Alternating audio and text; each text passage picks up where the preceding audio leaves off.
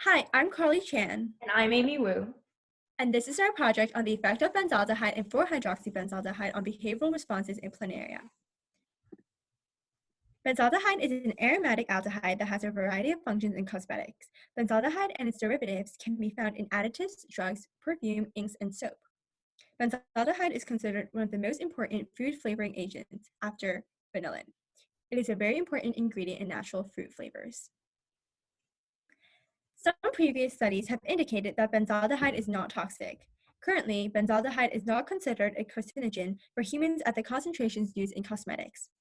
In a study led by Clue in 1983, where 400 milligrams per kilograms of benzaldehyde were given orally to rats and mice, there were no harmful effects. In another study where rats were fed 10,000 parts per million of benzaldehyde for 16 weeks, there were no toxic effects displayed.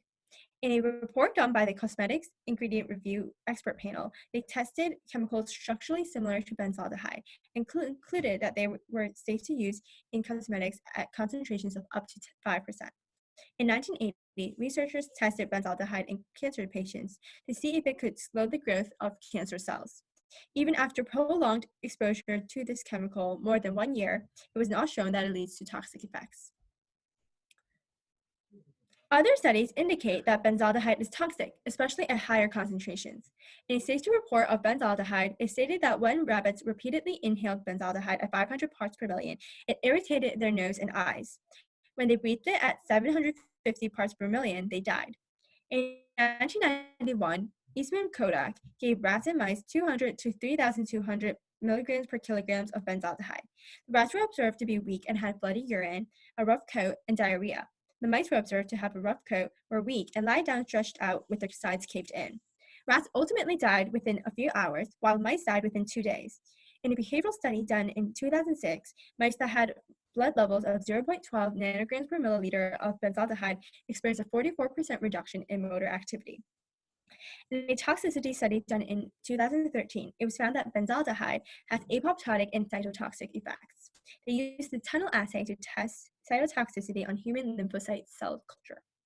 At concentrations of 10, 25, and 50 milligrams per milliliter of benzaldehyde, the cytotoxicity increased further.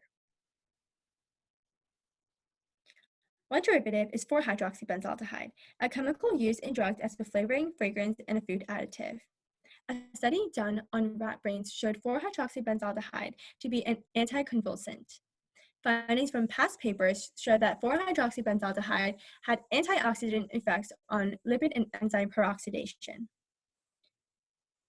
There need to be more studies on benzaldehyde because there are mixed results on the toxicity and behavioral effects of benzaldehyde done in previous studies.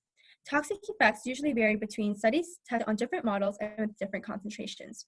The goal of our study is to determine the effect of benzaldehyde and 4-hydroxybenzaldehyde on behavioral responses in planaria.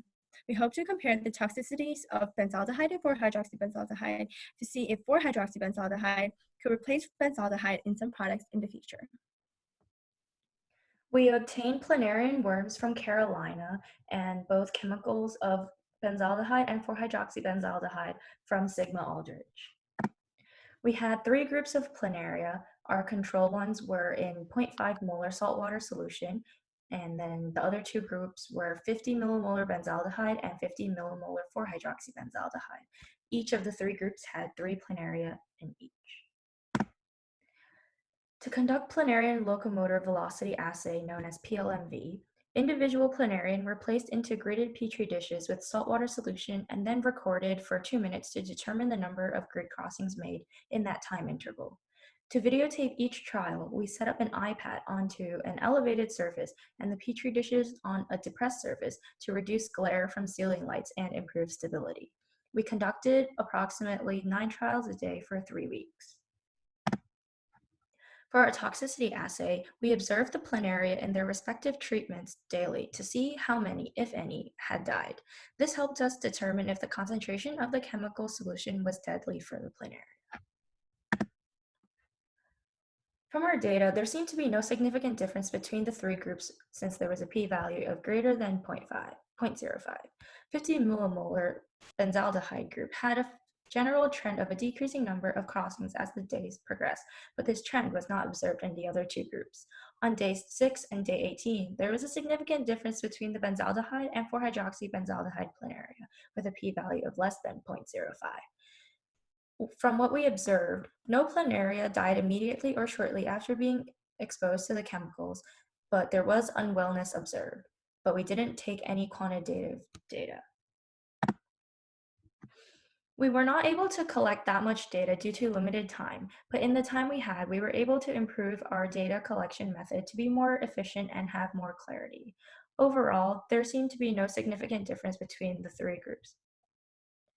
The numbers appear to show a general trend of decreasing number of crossings as the days went on, but it can't be concluded that it was due to chemicals toxicity.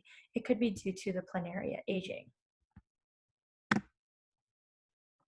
Based on our data, it didn't seem as though any of the three groups behaved differently. It could be because the concentration wasn't high enough to observe significant toxic effects in planarian behavior, and our data is inconsistent with the findings in published literature, which showed exposure to 4-hydroxybenzaldehyde having anticonvulsant and antioxidant effects on rat brains, whereas our data showed 4-hydroxybenzaldehyde exposure to have no effect on planarian behavior.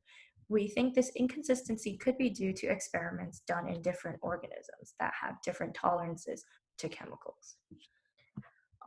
From our toxicity assay, we only made daily observations and we didn't record anything concrete, but no groups showed to have a higher mortality rate than others.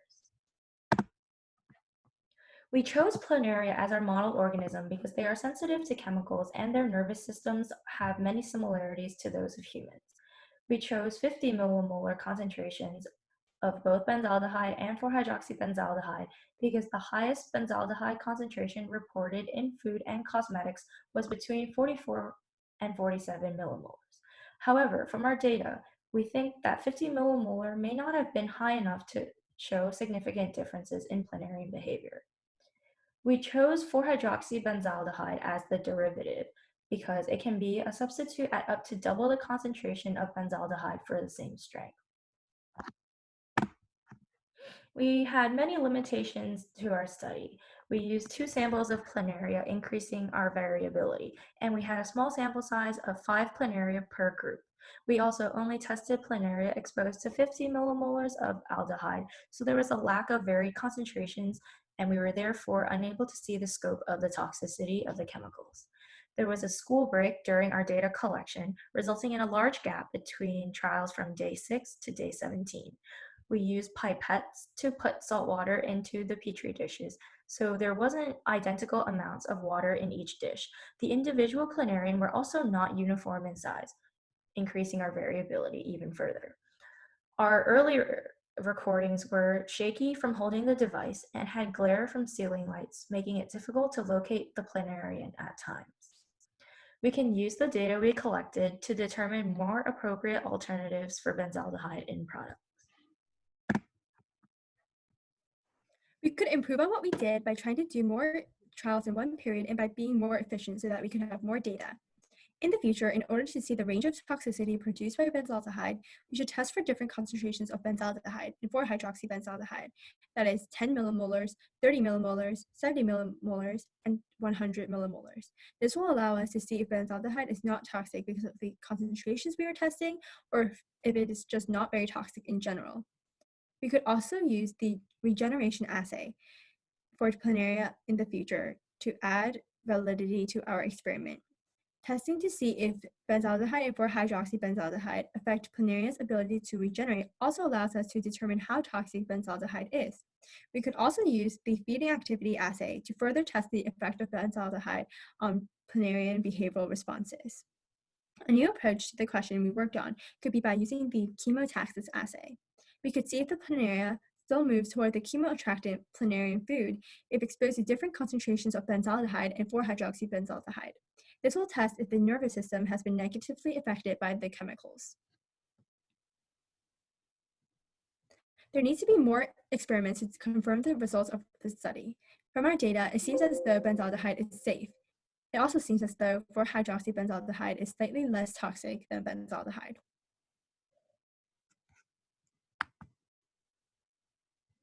This is our bibliography, and thank you for listening to our presentation.